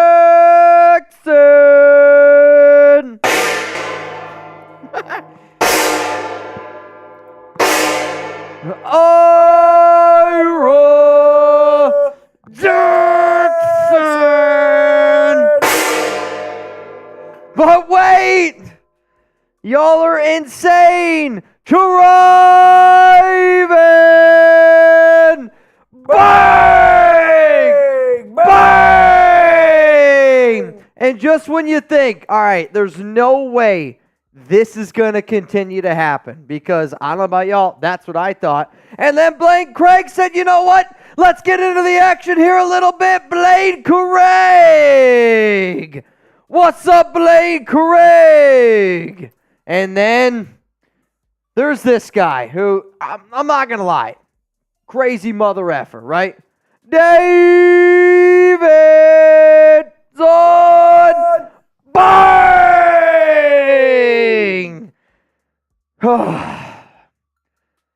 That's it. We are caught up, man. Though, I'm not going to lie. I got to look at this math. The math here is getting close. So that means, let me do some math in here on some bangs. Because Ira now is making this really interesting. Oh boy, it's an extra number. Ira's into this bang race even more now. What? Yeah, dude. I'm not gonna lie. Zon, all these guys got me feeling pretty loosey-goosey. Zon, to my math, which maybe he's not the most resourceful right now. All right, what time is it? It's 6:22. I'm not keeping track of any more bangs from here on out. The math is not good. But Zon, I believe now you have surpassed Noah Santana for our bang lead. I will go back and I will double check because the math ain't mathing right now. I'll tell you that. It ain't happening. Barber Frankie, first super chat. Yo, that's sick. First time super chatter. Shout out Mitchell, the GOAT Renz. That's some high expectations. Nobody ever beaten Chugs with that boot. It's disgusting. Yo, first time super chat. Can we get Barber Frankie a Raiders? What's up, Barber Frankie? Cheers to you, man. Jesus. Barber Frankie! Barber Frankie! Barber Frankie! Dude, Barber Frankie looks like... Honestly, he kind of looks like a sexy Chugs. Yes. If Jeremy cut his hair, bang. Barber Frankie, I got to get you to cut Chugs' hair. I don't know how, but we got to make it happen. LCA, Abbott, number 5 today, bang, for Mount Raider Moore. I'll tell you what, that's impressive. That's Mount Raider Moore going above and beyond. That's Mount Raider Moore going above and beyond, man. Wild stuff. Just going for those great value bangs right now. The great value bang. I mean, hey, sometimes this got to happen. We've all had a great value bang. We've all... Got to have a great value bang to appreciate a name brand bang. Exactly. You know? I mean, if you have only sunny days, that's not good. And you can't enjoy the sunny day. That's why you got a few rainy days. Throw, screen, Laubie's loose. Come on, Laubie. Up to the 39. Let's go, man. I mean, if you think about it, though. Like, when it snows in Dallas, and then you get a day it's like 60, you're like, I appreciate this 60-degree day. No doubt. 100%. The weekend wasn't even that hot. You appreciate it. Minshew, shotgun. He's dropping back. He's looking. Still looking. Throws. Tay, first down. Here, we got 3 timeouts. 17-10 is the score. LCA, I don't know how many more I got left in me. I got 3 here. That's probably all you're going to get from me. I'm not doing another boot. There's no way, bro. All right, we'll do halfies. Dude, we're going to power through. When Mitch starts speaking in cursive, you know it's having a good time. Yeah, it's not a good thing. Minshew throw, that's a hell of a catch there. Michael Mayer, I'm not going to lie, every single time I see 87, I'll always think of Foster Moreau. I don't blame you. That's fair. Every single time. 2nd down and 1. I know, dude. I know. 36 seconds left. Gardner, here we go, buddy. Come on. Drops back, looks, throws left. Laubie caught. He's going to be brought down at the 27. Here we go. Raiders call timeout. You got 1 left. Ball here's at the 28. I mean, you got to be able to figure out a way. It's got to be a 2-possession game. It's also Madden, so if the Raiders line up for a field goal, it's good. I mean, it's the most guaranteed thing in this game. I've yet to see a miss. Minshew. Oh, that's a ballsy throw. That's a Gardner Minshew throw in this game. 4 people in coverage. Yeah, that burp hurt. Not going to lie. I'm hurting right now. 3 to the right. Mayer's got his hand in the dirt. Minshew drops back, 2nd and 7. He's just trying to get some yards here. Zamir makes a miss! Dude, Demario Davis in this game is everywhere. He's not able to get out of bounds, so the clock's going to continue to tick. And you can't really spike it. It makes it 4th and 1. The Raiders are going to bring out their field goal unit. I'm a little bit disappointed in Zamir not getting out of bounds. Did a hell of a job breaking a tackle. Just unable to get out. Unbelievable. 4 seconds left. Raiders use their final timeout, and here comes Daniel Carlson. I'm just going to guess this is good. I'm just going to guess this is good. Though I actually feel like Carlson missed one in this game. Or not in this game, this season. Kick's good, 20-10. Let's go. Oh, man. Who's the best player to ever wear number 87? Like, to be honest with you, when I think of the number 87, I think of Sidney Crosby. Now, maybe that's a little Max Crosby also, but, like, if you're saying the greatest ever to wear the number 87, like, genuinely, the first name that comes to my mind, Sidney Crosby. All sports. Gronk wore 87. You think? You think Gronk's better than Sid the Kid? I don't know. Sid the Kid, I'm just from PA. Sid the Kid was a pretty big deal. Petey, who's a more legendary 87? Rob Gronkowski, Sidney Crosby. That's a good debate. Who's the better 87? Let me know down below. Gronk or Sid the Kid? The longevity.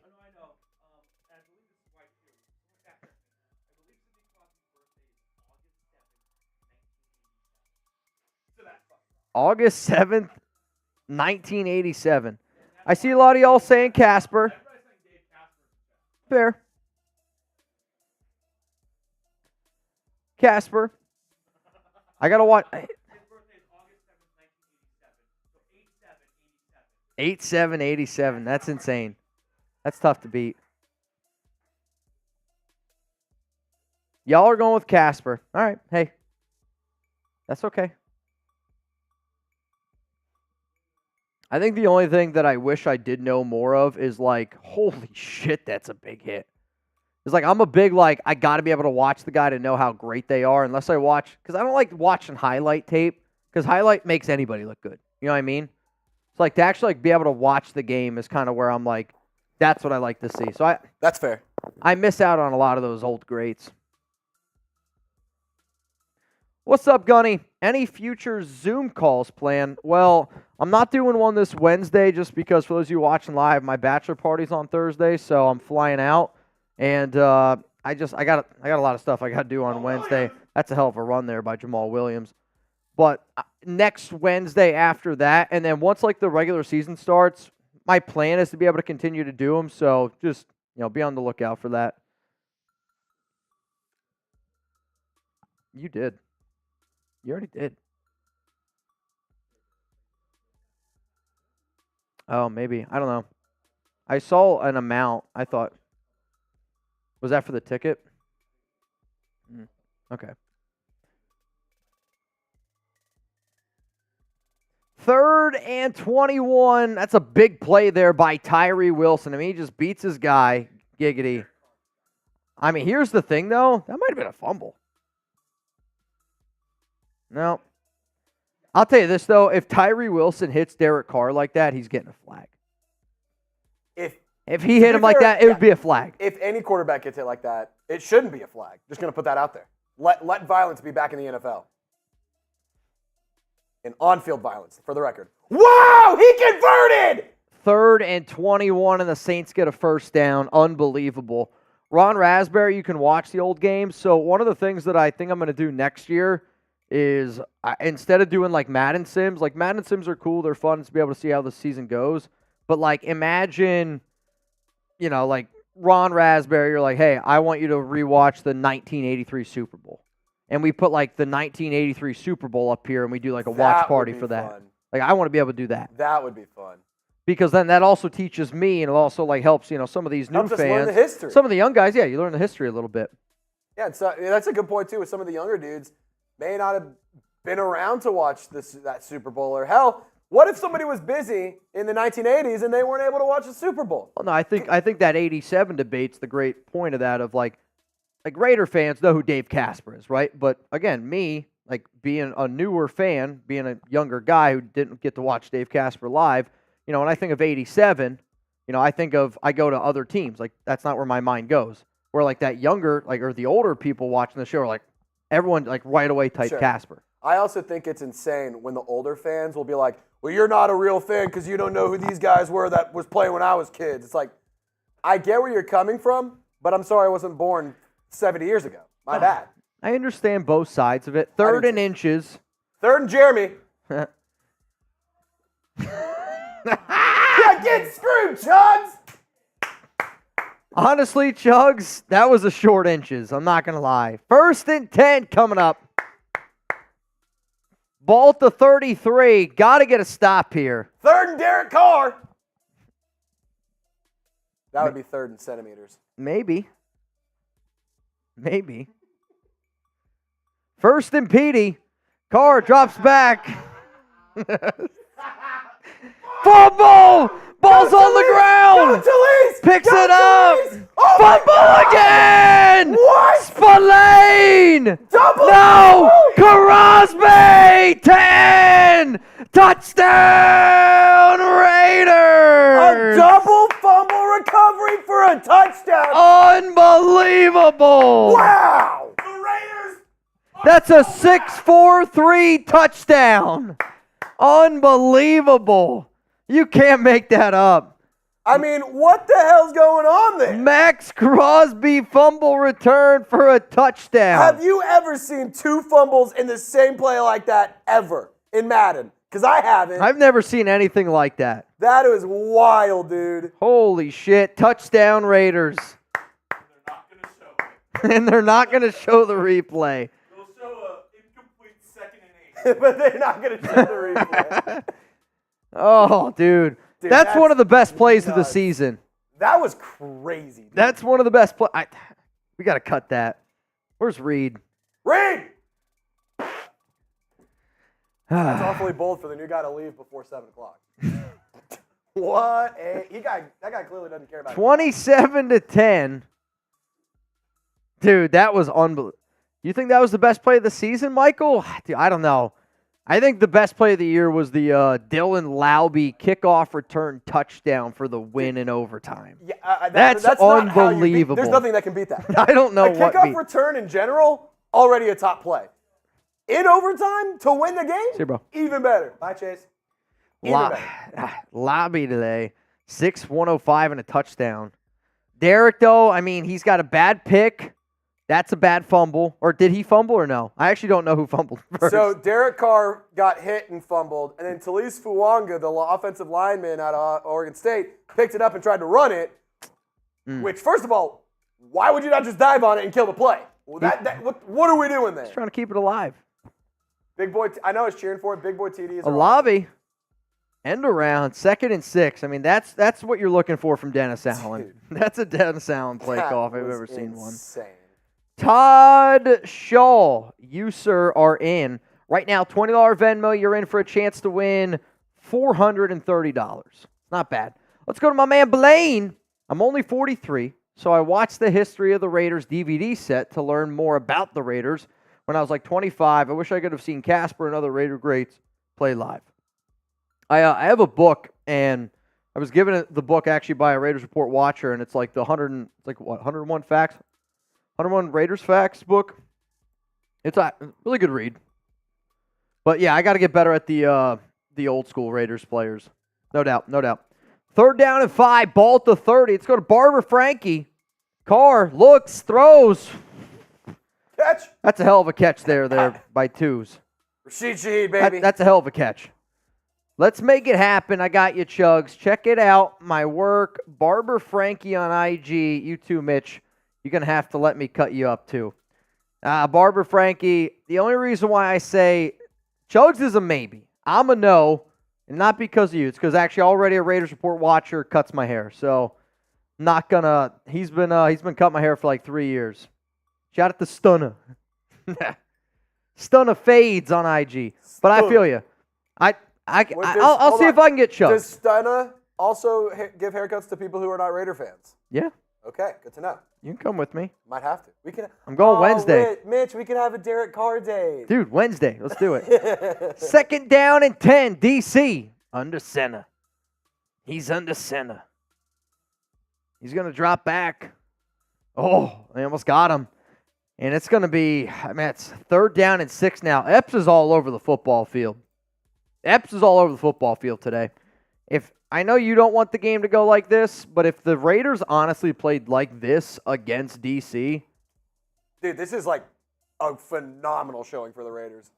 I mean, great showing in general if you're an away team going in and putting up this kind of beatdown. If Max Crosby scores a touchdown, I actually don't know if you'd ever hear a Raider stadium loud. I know this is the Saints, but like you will never. I don't know if you'd ever hear anything louder. You might hear the Raiders fans in like all the way in New Orleans. Is that an honest like which Raiders player, all 91 guys on our roster right now, if they scored a touchdown, who's the player that you think that they would be like the nation would be the loudest for at Allegiant Stadium? I think it's Max Crosby, right? I think it's Crosby.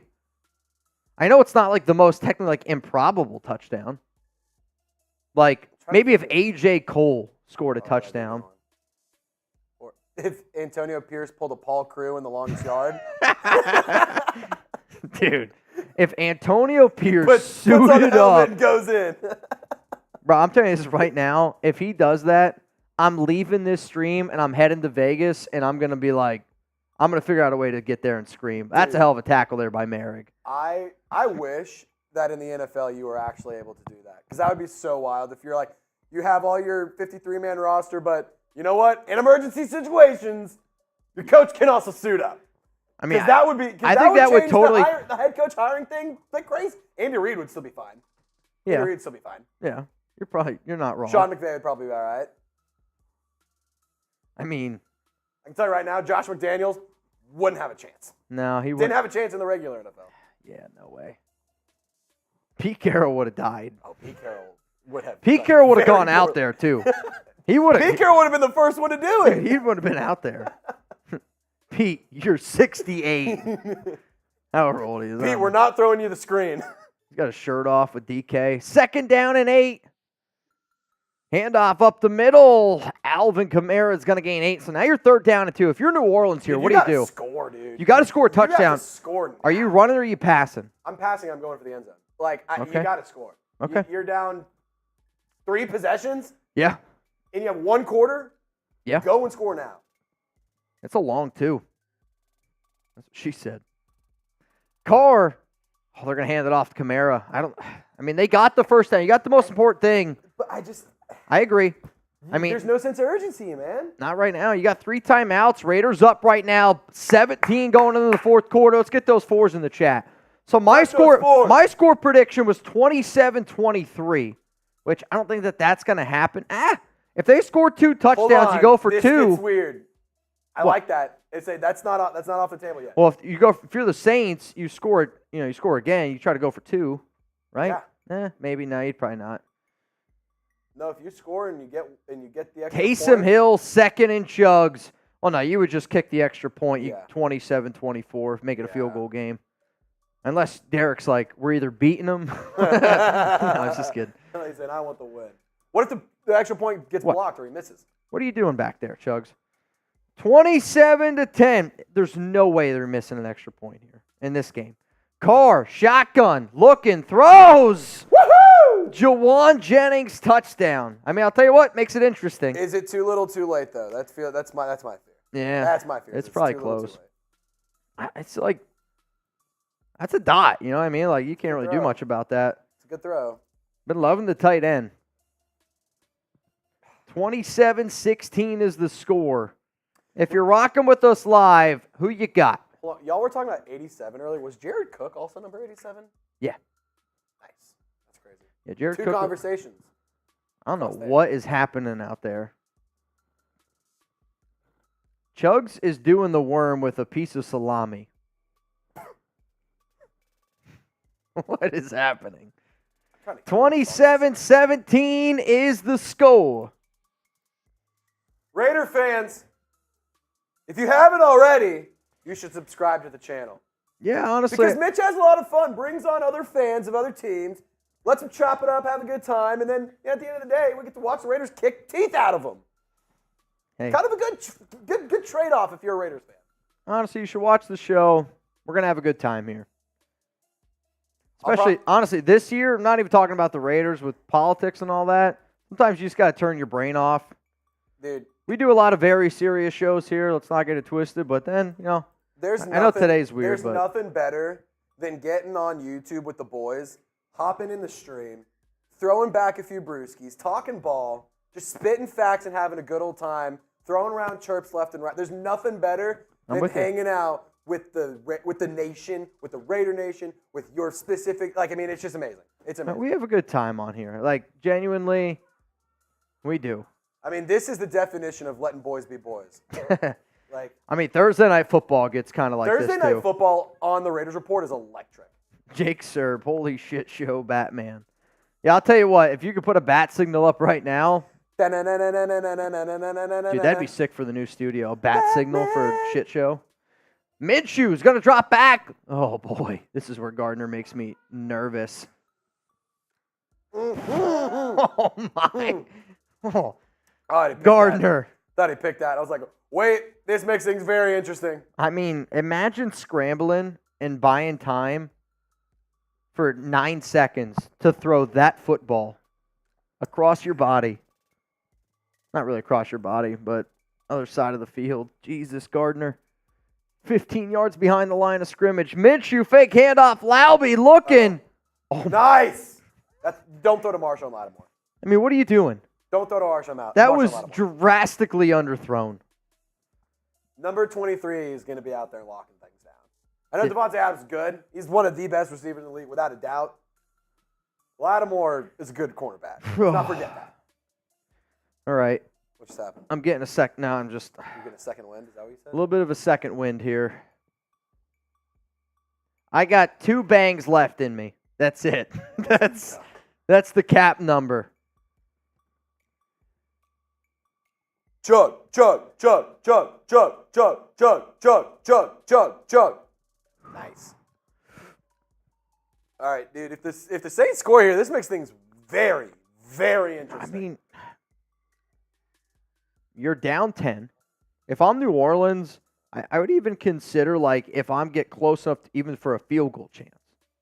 I'm not against that. Now, again, like, if they got, you're always going to go for the end zone, but it wouldn't be the worst idea. Carr looks, it's just soft coverage, way too easy. One thing you can't do is take a sack here.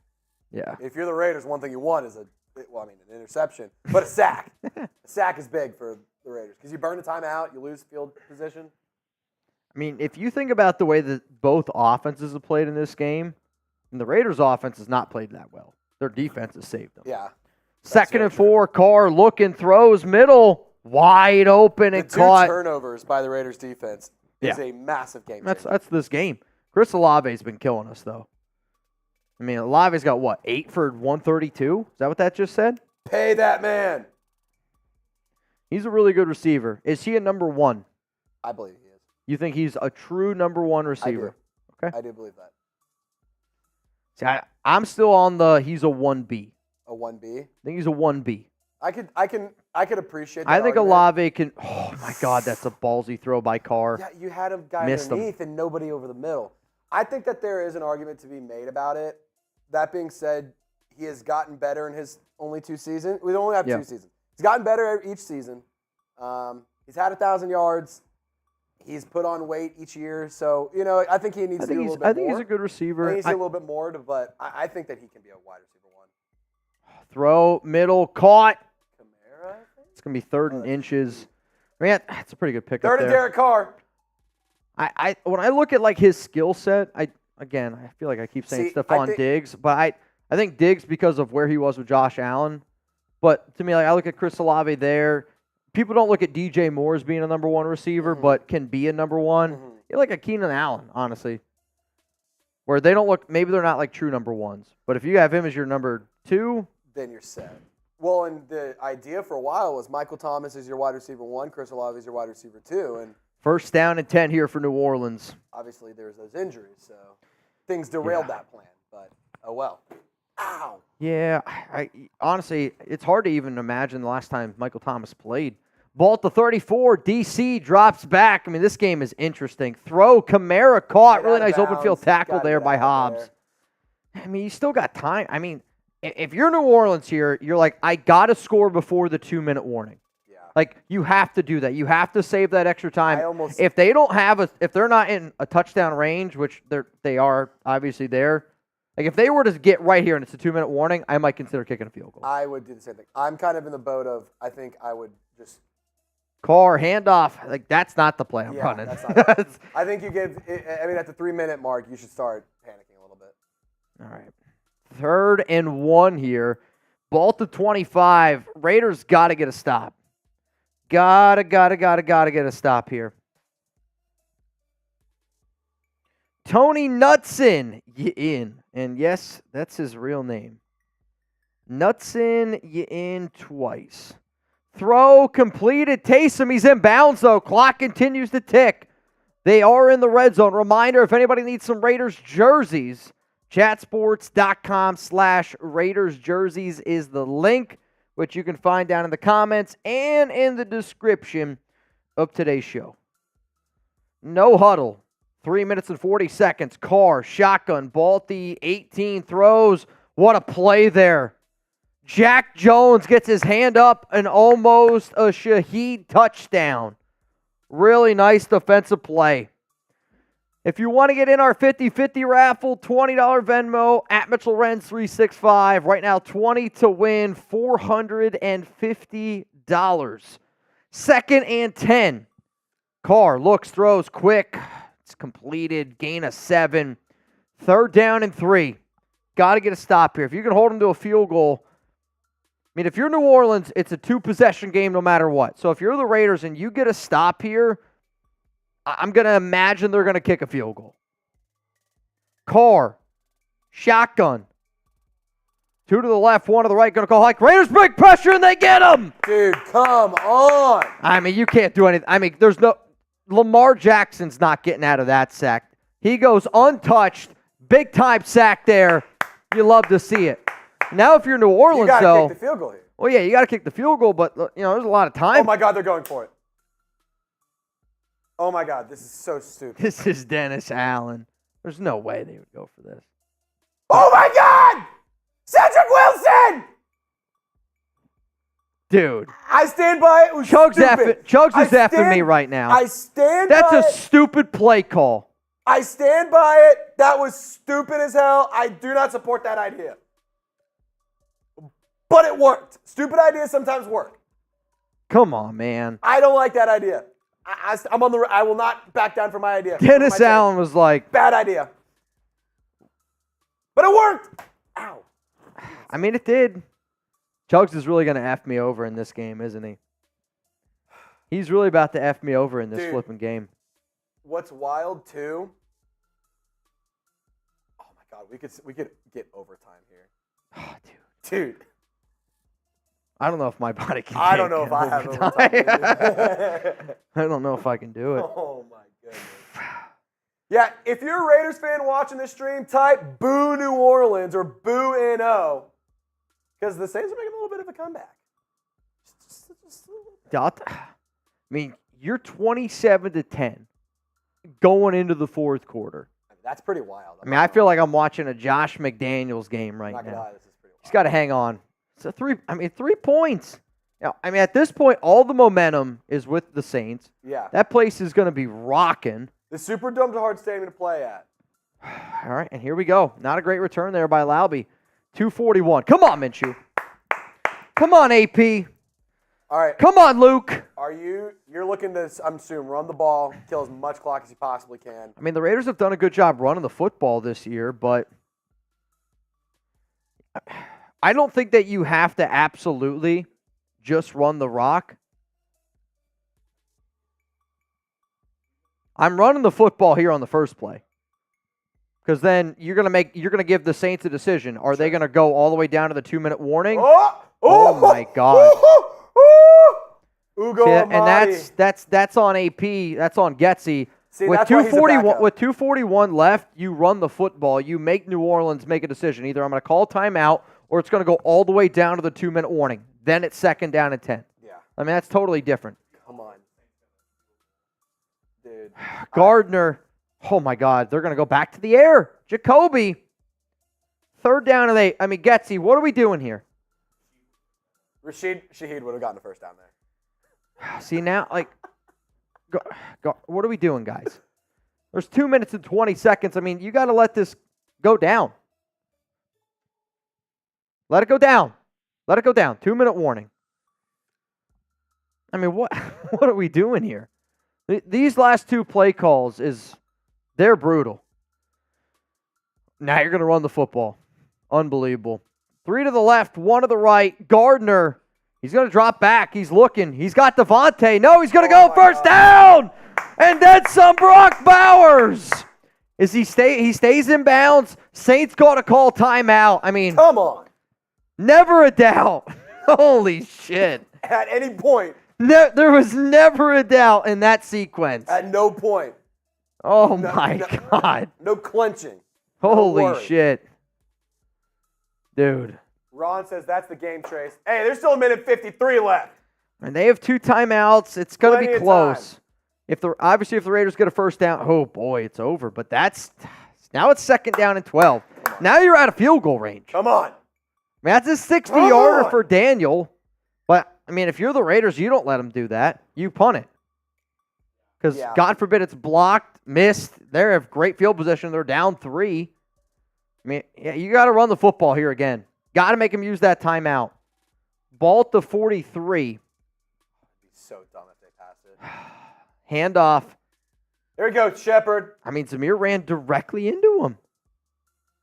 Nathan Shepard doing punishment. He's just showing up. We're getting a tackle for loss. 3rd down and 12.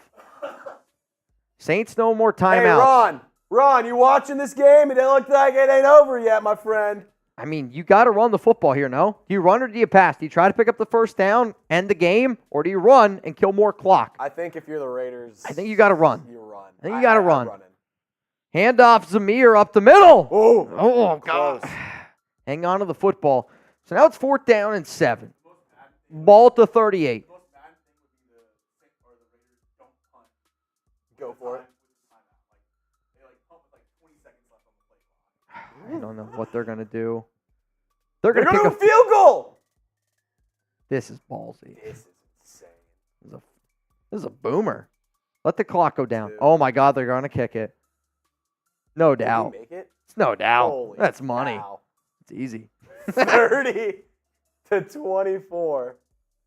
Holy cow. Wait. Did he miss it? He missed it. Oh, my God, he missed it. Are you effing me right now, Chugs? Oh, my God, he missed it. Dude, there's no way. What's the score in this game? Oh, my God, he missed Oh, my it. God, he missed it. You hoed me. Oh, my God, he missed it. This is why you didn't want to produce. You're going to hoe me. Oh, my goodness. Bro, I'm just telling you right now. See, now ball's at the 45. Minute to go. This is unbelievable. No timeouts, though. Carr looking. Crosby almost got him. Throws. Oh. Incomplete. I'll tell you this right now about Blake Groupie. He does not have ice in his veins. Doesn't? Does not have ice in his veins. In this game, he does. This probably. guy's The only veins field goals are I've room ever temperature. seen missed are by the Raiders in this game. I've seen 2 missed field goals in this game all season. It's week 17. Both are Daniel Carlson. No, he missed one earlier in the year. I saw it the other day when I came home and Chuck was watching. 2nd and 10. Carr going to drop back, looking. Still looking. Throws. Wide open. Rashid! The need for speed! Shaheen! Oh my goodness! Oh my goodness!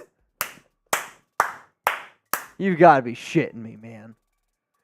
Down Wow! 27-10.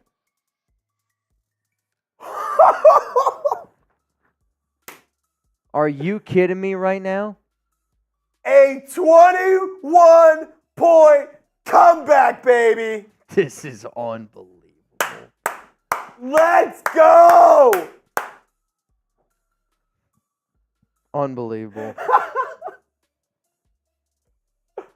This is That's the craziest thing insane. I've ever seen in my life.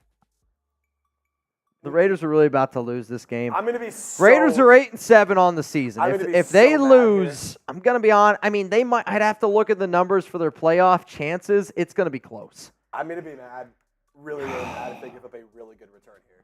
Dude, come 48 on. seconds, 3 timeouts. Yes, This is he unbelievable. Aggressive, you're not wrong. But unfortunately, that one got blocked. 31-27. What? So Jacoby Myers could never. Dude. Lauby. Oh, thank God. Oh, thank God. So you got 3 timeouts here. 3 timeouts, 80 yards, 44 seconds. For the rest of your lives. Oh, Michael Macias. It's all fake. This is like cheering for Santa coming to town when you know full well you're wrapping the presents. Holy shit, that's funny. Here we go, man. How loud would the dome be right now? Oh, Yeah, it would it's be deafening. Insane. Minshew's going to drop back. He's looking, throws. Just not close. I'll tell you what. If this is baseball, that's clearly a ball. Clearly. It's 1-0 count. 2nd down and 10. But is this not the most, like, one of the most Derek Carr games you've I ever was going seen? to literally say that. Is that He not was Derek Carr to a horrific T? early on, and now he's just can't miss. Is that not Derek Carr to a T? 2nd down and 10. Minshew sweet. throws. Oh, sweet. Oh, Jacoby almost broke it. Let's go. Call timeout. They got it. Timeout. 34 seconds Oh, left. God. Type those ones. Ball at the 44. You got to get in the end zone. Dude. Oh, dude, that's so close to breaking that. I know, dude. That's scary. That's a hell of an open field tackle there. Come on, Raiders. Type those ones. Ball at the 44. 2 to the left, 2 to the right. Minshew under center. Going to drop back. Quick throw. I don't know what that was. I mean, what are you doing? I mean, like, that's also Minshew in this game. He makes one throw. You're like, That's incredible. And then he throws it over the middle when you're trying to go and score points. Second down and 10. Just throw. I mean, that's the last place you're going to throw that football. Under center again. I think it's the same play. Oh! Go down!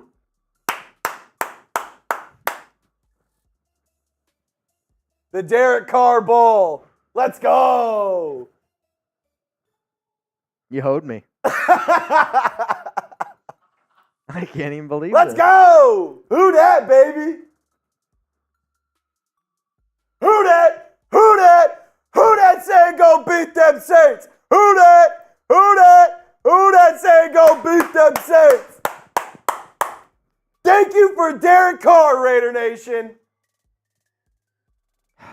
I mean, the Raiders just cannot win when they come to the Superdome. Something about it, I guess.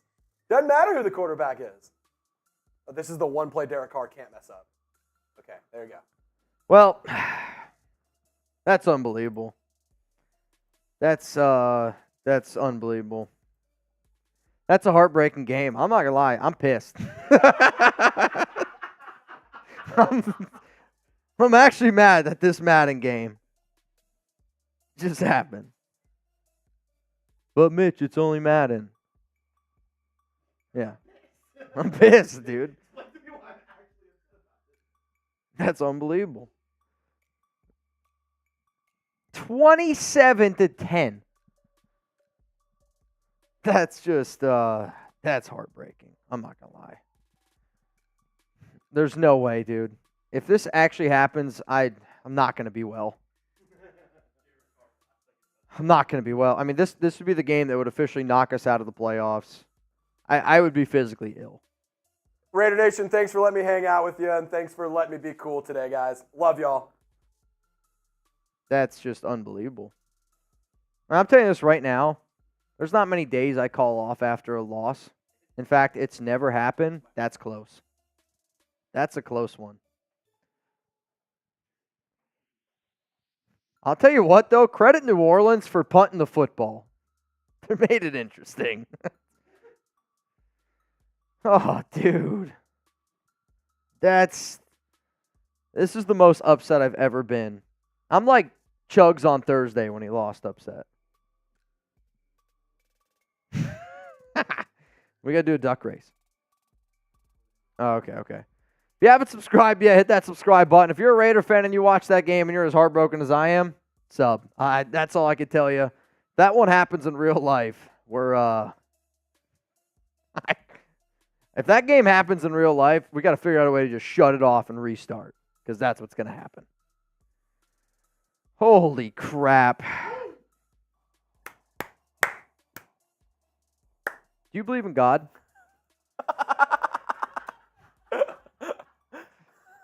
Why do you ask this? Because you might be the devil. It's the worst game you've ever done. The fact that you did that's just unbelievable.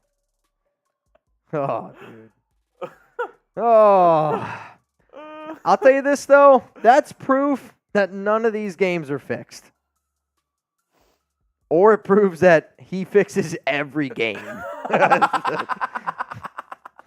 Do you believe in God? All right, last thing, because we got to wrap this up. I have a game that I need to go to in like 15 minutes. Oh, yeah.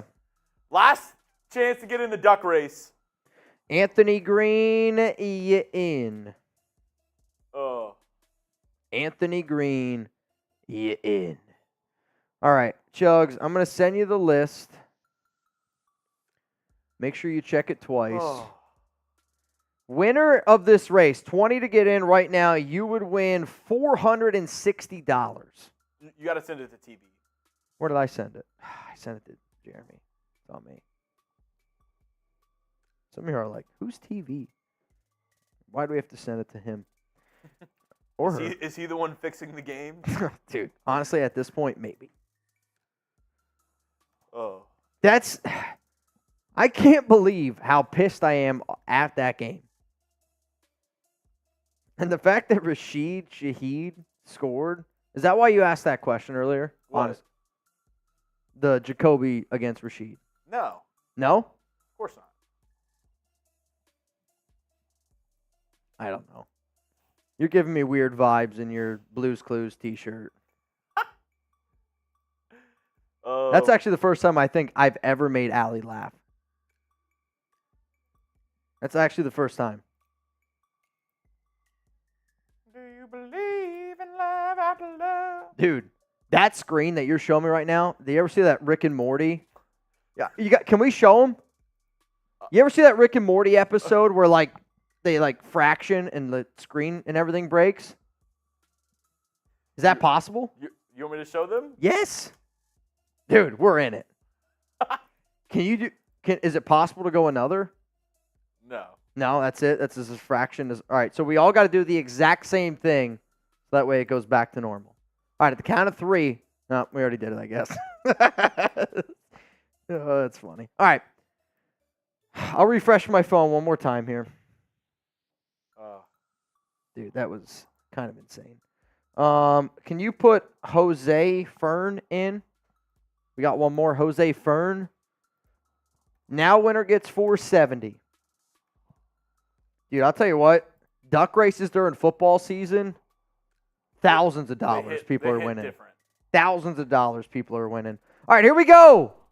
3, 2, 1. Run it. Zahn, did we pass the Steelers? Look at the first duck. To be honest with you, Zahn, we're not close. Jose Fern. It's unbelievable. He's missing an ear. Ira Jackson with the lead. Knutson. I don't know what that outfit is, Knutson.